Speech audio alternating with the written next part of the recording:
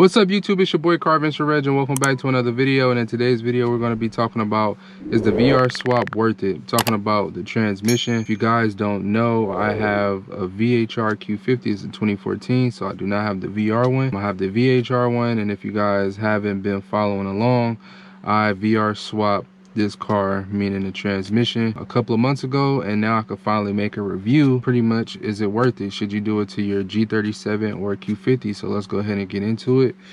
Let's go ahead and start the car, and we're gonna drive and we're gonna talk, do a couple of pulls, all that stuff, so you guys can see. Oh, I'm stripping. All right, let's go. Make sure there's no copyright. We don't want no copyright at all. One thing about these screens though, if you decide to buy a Q50, is that they're so slow and they're really laggy. That's the only thing about it. If they were a little bit more functional to where they weren't so laggy, they'll be actually pretty good, but they're really laggy. So now we're talking about the VR. Is it worth it? Let me go ahead and answer that question. Yes, I believe it's very necessary. Number one is because you get reliability out of your transmission, and number two is that it shifts a lot quicker than the regular VQ trans or whatever. So yes, I think it's worth it. Definitely made a big improvement onto the car. I definitely noticed it when I first got it, and it wasn't even tuned yet. See, so my car is tuned, so now I'm going to speak on the tune aspect. If you do plan on tuning your car, definitely do the VR swap, because my tuner actually put the torque specs for the VR on my car, since I have the VR transmission. So this car is the transmission is way much better than it once was when it was stock.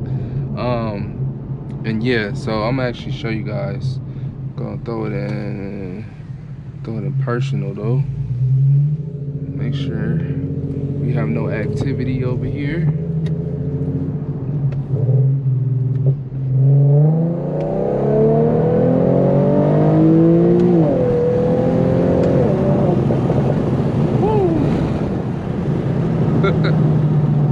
So yeah, so it shifts a lot faster. The power advantage is better. Like, if you are looking into it, I would suggest you do it. It's a lot better transmission. It's a lot stronger, bigger torque converter. So I feel like you gain a little bit more torque with this transmission. I always said it even when I first got it. I think it's the truth though, to be honest.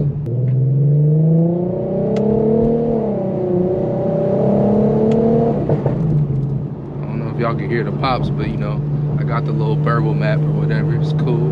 But yeah, back to what I was saying. Yeah, I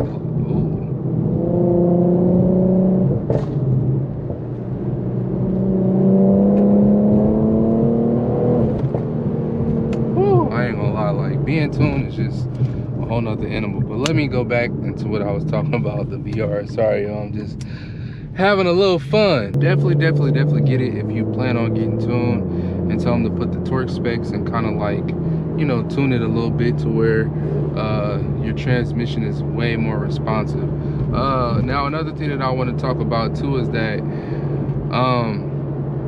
if you are doing it with the Q50, I mentioned this before, if you are doing this with the Q50, your drive shaft should work and you shouldn't have to alter it. And also, I don't think it's a requirement for you to switch your TCM also. So you don't have to go switch out your TCM out of your VHR transmission to put in the VR. If you want to use the VR valve body, you can. I'm using the VR valve body. The only thing though is that it will shift just like a VR. Let me show you. Oh, it's not gonna do it. It's not gonna do it. But going into second gear, it wouldn't shift past 6500, because obviously the VR red lines at 6500. So that's the only thing with the VR, is that it will shift just like a VR. But you know, that's really minor, to be honest. And then you can always put it in manual mode, so you can go shift it yourself at 75. 400. The only thing out of first gear, it won't let you shift for you. You can do it second, third, fourth, fifth, sixth, seventh. No, second, fourth, third, fourth, fifth, sixth. You can go ahead and shift it on your own. So that's just one thing to mention. But then the whole review, since I had it for a couple of months, I had installed this in January. So I've been with the VR. I've been having this transmission since January, and it haven't gave me no problems. There you go, right there. Or even if you put it in drive, it won't go past. See what I'm saying? So that's just something to mention. You know, if you do want to get the VR, like I said, I mean, if you do want to, you know, have the valve body of the VR, it's going to shift just like a VR. But for the most part, this transmission's been really, really good. I've been happy with it. Honestly, I'm happy that I didn't go with the I'm happy that I didn't go with the VHR transmission. I feel like I wouldn't been as happy as I am with this one now. And like I said, it's way more reliable than the VHR. So if you know, need a transmission or you're thinking about doing a swap. And then another good thing is that it supports boost. So if you're planning on doing boost, this will be the perfect transmission for you. It supports boost. I think you can get like, someone say like 600-700 horsepower out of this trans, and I think with the VHR trans you can't get no more than 400 before it blows. So if you plan on boosting your car, definitely go with the VR. Also, VRs are cheaper than the VHRs, to be honest. I paid $900, and this trans at the time only had 400 miles on it. So brand new trans, I believe out of a 2023.